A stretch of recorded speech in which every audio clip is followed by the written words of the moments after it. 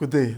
Welcome to your favorite sport program on TV, 360 Sport. I'm Mudashir Shitu, and in the next few minutes, I'll be your anchor telling you what you need to know in the world of sport. I want to say a big thank you for our listener across the globe who has dropped messages on all our social media platforms. I'm sure that there's been so much of information and knowledge passed from TV360 Sports to the rest of the world. But today will be another interesting aspect of this show. I have a guest in the studio with me, Patrick Oche, who is a tennis coach. It's so good to know, like everybody knows, that tennis is one of the most important sport globally. You can mention, the average Nigerian can mention 10 tennis players. When you mention Serena Williams, you mention Andrea Agassi, and the rest of them. But that's not so in Nigeria. It's not, we can hardly mention a tennis player from Nigeria that applies his trade to Nigeria. At least in football, you can mention the footballers, so many of them. In tennis, you can mention Funke Oshinaike, you can mention Aruna Kodri and the rest of them. Also, in other sports like basketball, you can mention their names. But that's not so for a sport globally known like tennis. And that's one of the reasons why we are talking today, that the challenges and the way forward for tennis in the country.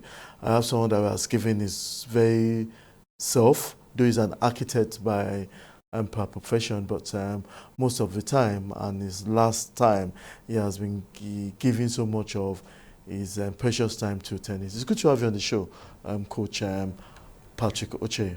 Thank you very much. It's a pleasure being here, sir. Yeah. Let's come a bit personal before we look at the topic for today. How did you come across tennis?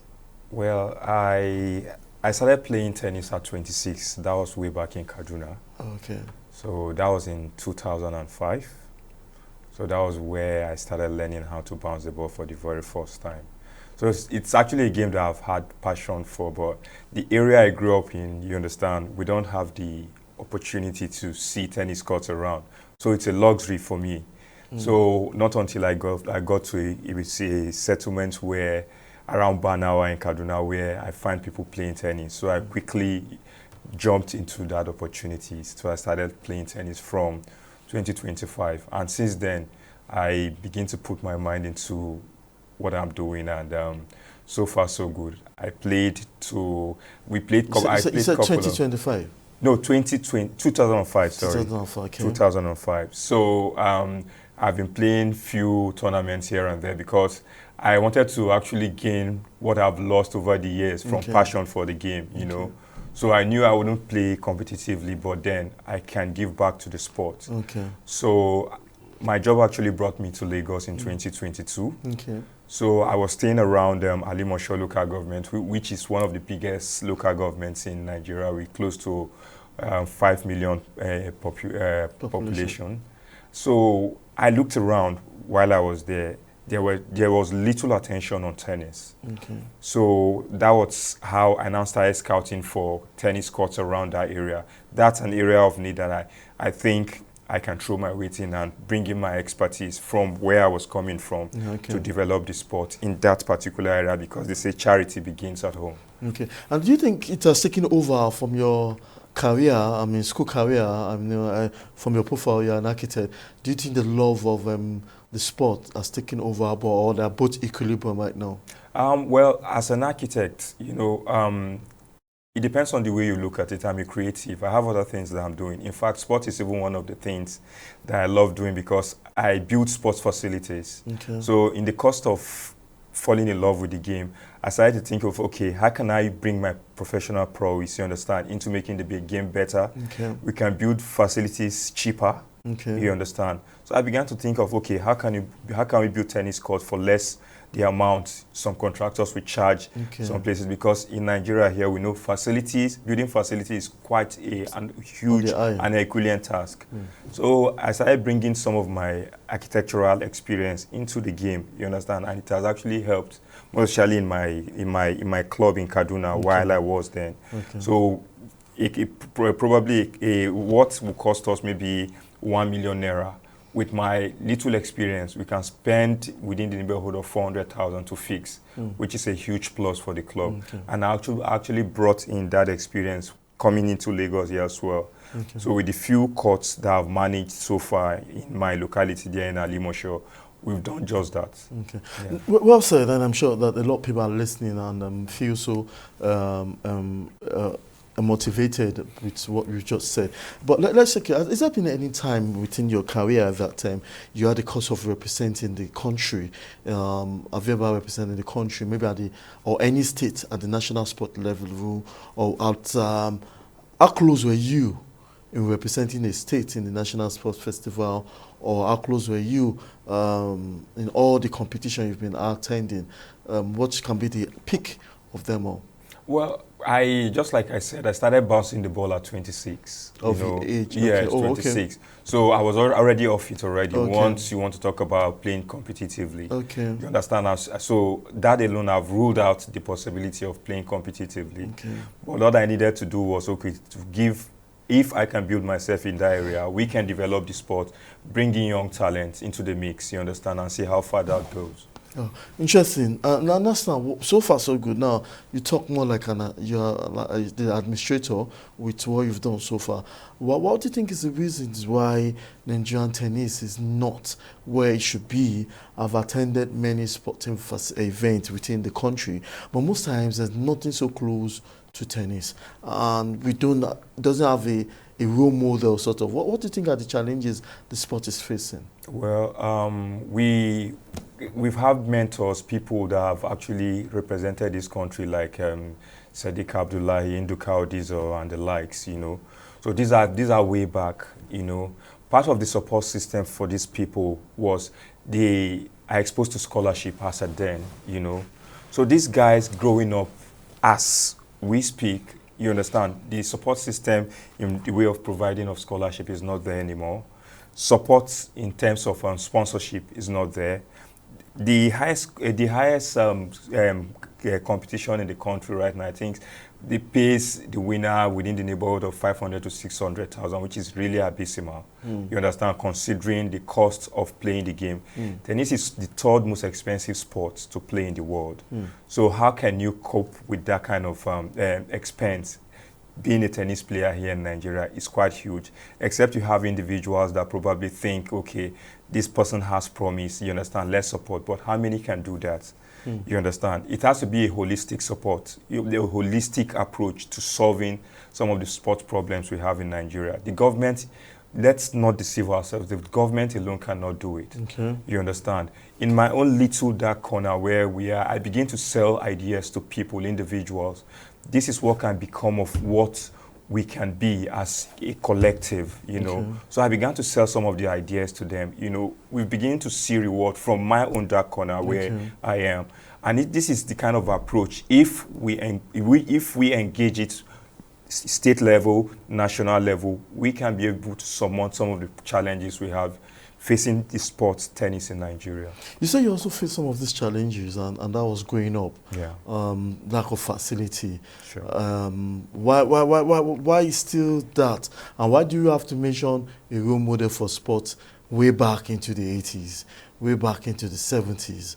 There's nobody really per se that has become someone we can mention just the way we can in other sports. Well, the same thing that still beckons down to the support system, you know. The sponsorship are not there. Tennis is one of the most expensive games, you understand, to play in the world. And considering the fact that it's very expensive to play, these young players, some of them that ply their trade, you understand, locally and become professional tennis player, they bootstrapped their way into buying rackets for themselves. They depend on individuals, you understand, to help them buy some of these kits they need. So when it comes to the mainstream tennis, it's capital intensive. So if you don't find people that can buy into such ideas, it's difficult to develop such kind of sports. I also want to also know that that sponsorship has always been what other sports also complain about. It is not limited to tennis alone. The football, with all the support from federal government, still talk about sponsorship, private individual partnership and all that. But now let's look at the fact that let's look at tennis, table tennis itself. We've seen that since we still have table tennis competition. Foreign, just recently we have what we call the Festival of Tennis in Lagos, but we don't see such huge support, and I'm sure this boils down to who is at the affairs of tennis in the country.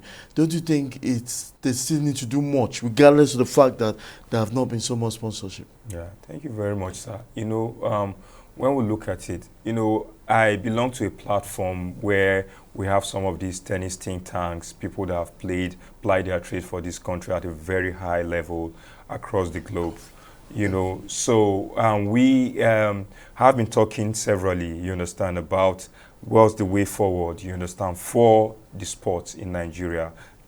Generally, not just even tennis alone, because we have people like Chief Shego Degbami, you understand, in that particular group.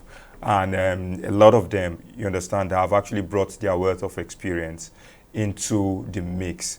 So part of the problems we are really facing, it's that of sponsorship. That sponsorship has to be holistic. And that holistic approach has to be private-public partnership. The government can provide the enabling environment for some of these things to thrive, and allow private individuals to run these things like the way it is done in other climes in the world. So that is one of the way we can start, by actually repurposing and refocusing our sports for greatness in Nigeria. What's that? You also mentioned Sadiq Abdullahi. I'm sure there's been so much about vision for we bringing back tennis. Tennis Vision 2035. 35. Yeah. What does that vision entail? What do you think it needs to? Is it so much of talk without actions, or there's so much of what need to do? I mean, there's the president of tennis, probably from my perspective and from what compared to others, has not been doing so much regards to ensuring that we still have international competition in the country, not just the CBN Open and some Opens taking place just in Abuja. Yeah, well, actually we have some of these competitions going on, you understand. Just like I said, we've been able to extract some of the problems that tennis and other sports is actually facing in Nigeria on that particular think tank platform. And we say that it boils down to one of the major problems is I think our sports, by and large, before now, before the institution of the National Sports Commission, it has actually been seen as if it's that particular, our sports industry is being run by the politicians. So by the time you don't have administrators, people with so much worth of experience, you understand, in sports, going into some of these key areas, you understand, to set the ball rolling and let these things flow naturally, you understand, and run these things the way it's supposed to be. Sports, mind you, it's a business globally, you understand. And in Nigeria, I don't think we have actually come to the fact that it's really a business. If we run it as a business in Nigeria, it will be better than where it is right now. Well said. But if you're in a position, I mean, we never could say, but if you're in a position of a sport administrator in tennis, perhaps you're on the board of Tennis Federation of Nigeria, what are the 2 or 3 steps you need to take, radical steps, to ensure that there's an upliftment of the sport in every sector? Because I also know from the Chess Federation of Nigeria, the board member mandated that every zonal chairman from each zone, that's a geographical zone in the country, should have a competition every year. How you go about it, just your own. I mean, mandates that will ensure. So every year we have the South-South Chess Tournament, the Southwest Chess Tournament, the Southeast Chess Tournament. I've been to the South-South Chess Tournament. That was at the Akwa Ibom Stadium in Uyo. have been there because of that. So if you are in a position of being the president or a board member, like I said earlier, of the Nigerian Tennis Federation, what do you think you would do, or what will you do rather, because you are here, and to ensure that the game is uplifted? And thank you very much for that question. Not to undermine what people that are actually in authority are doing right now. There is a lot going on in the tennis scene in Nigeria. We have the Southeast Games, you understand, basically for tennis clubs around the Southeast. Okay. That is being held annually. And I think it has been held for close to 25 years or more. You understand? That is being held in the Southeast.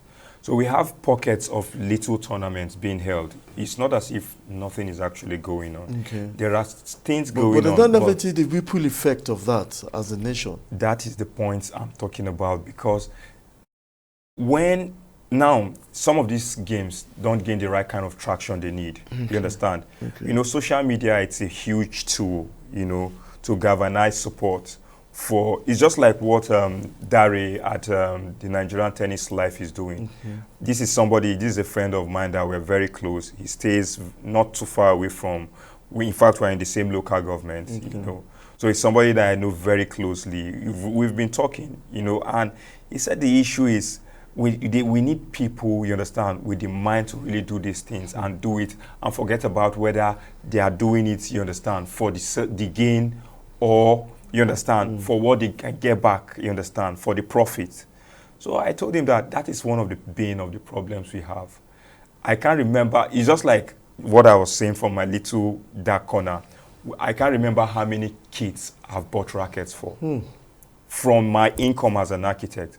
I cannot remember. The tennis clinic we are holding right now at LKJ Tennis Club in Igondo, we have close to about 80 kids.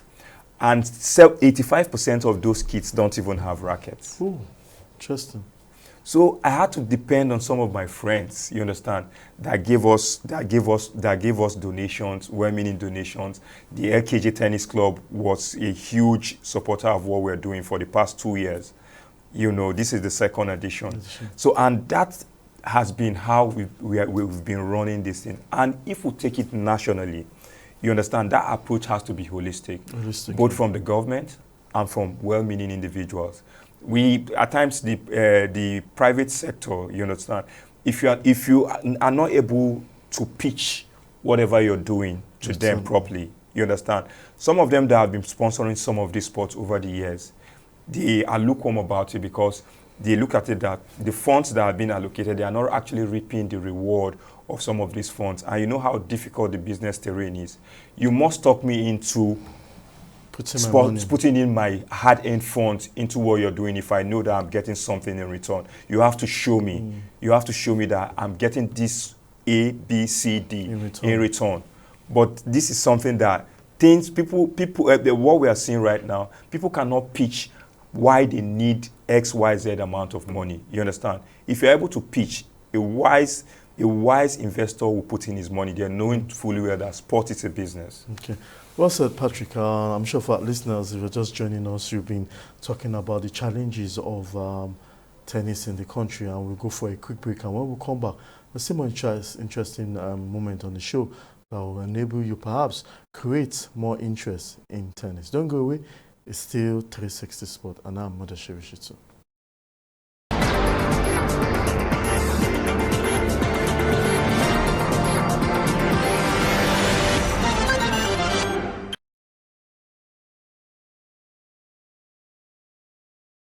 Welcome back. It's still 360 Sport, and we're talking about the challenges of tennis in the country and the way forward. I'm Patrick Oche, who started tennis from Kaduna, and is now in Lagos doing his own quota to develop the game of tennis in Nigeria and globally. Like you rightly said, tennis is the third most profitable, most expensive game to play, and that's talking about the Grand Slams and all that.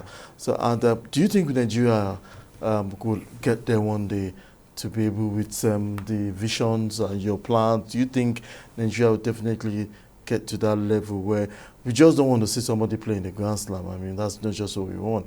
But at least there should be a racket, like what chess is doing. There's a chess board in every house.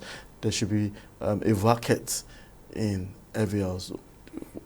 What do you think should happen in the next 5 years with tennis? Thank you very much. Just like you mentioned tennis, you know, Tunde, I think Odukoya, right? Okay. Is somebody that I follow very well on social media. His achievement has been laudable, you understand. So I liked what is happening in the chess space right now in Nigeria and globally. Then bringing it back home to to tennis. You know, just like I said, it has to be a holistic approach.